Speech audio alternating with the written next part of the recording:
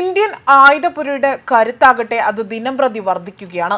India സ്വന്തമായി നിർമ്മിച്ച ആയുധങ്ങളാകും ഇനി യുദ്ധങ്ങളിൽ കഴിവ് തെളിയിക്കാൻ പോകുന്നതെന്നതൊരു ചുവടുവയ്പായി തന്നെ മാറുകയാണ്. അതിൽ ഏറ്റവും പ്രധാന പങ്ക് വഹിക്കാൻ പോകുന്നതാകട്ടെ ഇന്ത്യയുടെ ആധുനിക യുദ്ധ ജെറ്റായ തേജസ് MK-1A ആണ്. ഈ വർഷം തന്നെ ഇന്ത്യയുടെ ആയുധക്കരുത്ത് തെളിയിക്കാൻ സേനയ്ക്കൊപ്പം തന്നെ ഇവ എത്തിച്ചേരുമെന്നാണ് അറിയാൻ സാധിക്കുന്നതും.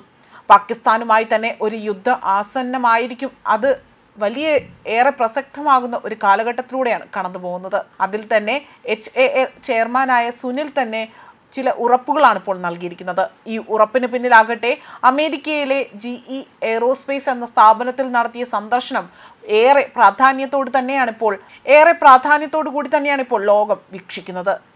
ഇവരാണിപ്പോൾ തേജസ് MK-1A യുദ്ധവിമാനത്തിനായി തന്നെ എഞ്ചിൻ വിതരണം ചെയ്യാനൊരുങ്ങുന്നത്. ഇന്ത്യ തദ്ദേശീയമായി നിർമ്മിക്കുന്ന ആയുധ യുദ്ധവിമാനമായ തേജസിനാകട്ടെ അതിന് വേണ്ട എഞ്ചിനുകൾ വിതരണം ചെയ്യുക അത് വേഗത്തിലാക്കുമെന്ന് തന്നെയാണ് ഇപ്പോൾ അമേരിക്കയിലെ GE എയ്റോസ്പേസ് അറിയിച്ചിരിക്കുന്നത്. അതേപോലെ തന്നെ GE എയ്റോസ്പേസ് നിർമ്മാണ കേന്ദ്രത്തിൽ ഹിന്ദുസ്ഥാൻ എയ്റോനോട്ടിക്സ് ലിമിറ്റഡ് ചെയർമാനായ ഡോക്ടർ DK സുനിൽ നടത്തിയ സന്ദർശനത്തിന് തൊട്ടു പിന്നാലെയാണ് ഇത്തരമൊരു ഉറപ്പ് ലഭിച്ചിരിക്കുന്നത്. പാകിസ്ഥാനുമായുള്ള ആസന്നമായ യുദ്ധത്തിൽ ആശങ്കകൾ നിലനിൽക്കുന്ന സാഹചര്യത്തിൽ തന്നെ ഇന്ത്യ കൂടുതൽ തേജസ് യുദ്ധവിമാനങ്ങൾ അവിടെ പുറത്തിറക്കാനുള്ള ശ്രമങ്ങൾ നടത്തി വരികയാണ്. അതിനാൽ തന്നെ കൂടുതൽ F404 IN-20 എഞ്ചിനുകൾ ആവശ്യമായി തന്നെ വരികയാണ് ചെയ്യുന്നത്.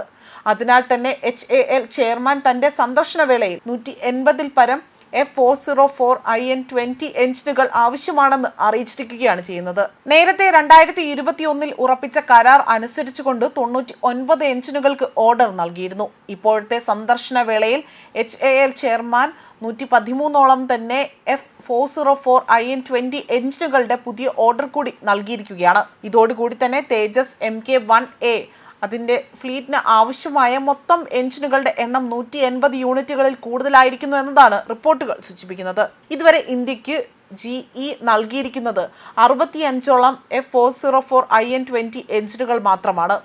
ഇതിനോടകം തന്നെ ഇന്ത്യയുടെ പ്രതിരോധ മന്ത്രാലയം IL-ന് 83 തേജസ് MK-1A ജെറ്റുകൾക്ക് ഓർഡർ നൽകിയിട്ടുണ്ട്. അതേപോലെ തന്നെ കോവിഡും F404 IN-20 എഞ്ചിനുകൾ എത്തുന്ന കാലതാമസവും കാരണം ഒരൊറ്റ തേജസ് MK-1A യുദ്ധജെറ്റ് അത് മാത്രമാണ് ഇപ്പോൾ പണി പൂർത്തിയാക്കിയതായി തന്നെ ഇന്ത്യൻ വ്യോമസേനയ്ക്ക് നൽകാൻ ആയിട്ടില്ല എന്നത് വ്യക്തമാക്കുന്നത്. 2026-ലാകട്ടെ HAL തേജസ് MK-1A ജെറ്റുകൾ വിതരണം ചെയ്തു തുടങ്ങുമെന്നാണ് അറിയാൻ സാധിക്കുന്നതും.